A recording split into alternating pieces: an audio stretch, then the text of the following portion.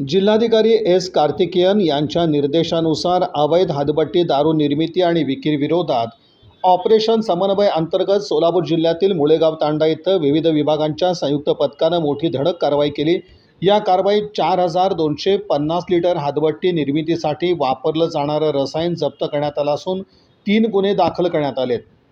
राज्य उत्पादन शुल्क विभागाचे विभागीय उपायुक्त सागर धोमकर, अधीक्षक भाग्यश्री जाधव आणि उपअधीक्षक सौरभ अदाटे यांच्या मार्गदर्शनाखाली ही कारवाई करण्यात आली। राज्य उत्पादन शुल्क विभाग, वन विभाग, महावितरण, ग्रामीण पोलीस, महसूल विभाग आणि स्थानिक प्रशासनाच्या अधिकाऱ्यांनी संयुक्तपणे मोहीम राबवली। मुळेगाव तांडा परिसरातील अवैध हदबट्टी निर्मिती केंद्र, देशी विदेशी मद्य विक्री व वाहतूक यांच्यावर छापे टाकण्यात आले।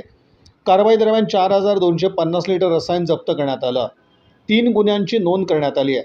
यामध्ये सुमारे 1,67,850 रुपये किमतीचा मुद्देमाल जप्त करण्यात आला।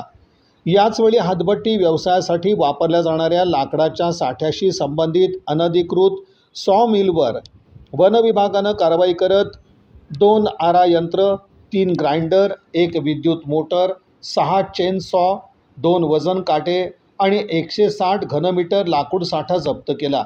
या मुद्देमालाची अंदाजे किंमत 6,50,000 इतकी आहे।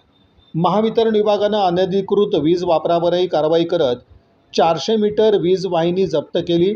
या कारवाईतील मुद्देमालाची किंमत सुमारे 8,000 रुपये असल्याचं सांगण्यात आलं।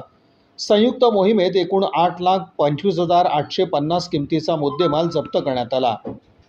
यापूर्वी 4 जून 2026 रोजी महानगरपालिका अतिक्रमण विभाग, पोलीस विभाग आणि राज्य उत्पादन शुल्क विभागाच्या संयुक्त कारवाईत रामलाल चौक व स्टेशन रोड परिसरातील अनधिकृत मद्य विक्री केंद्रावर कारवाई करण्यात आली होती। त्यावेळी अवैध टपऱ्या, सोडा वॉटर गाड्या तसंच टेबल खुर्च्या जप्त करण्यात आल्या होत्या।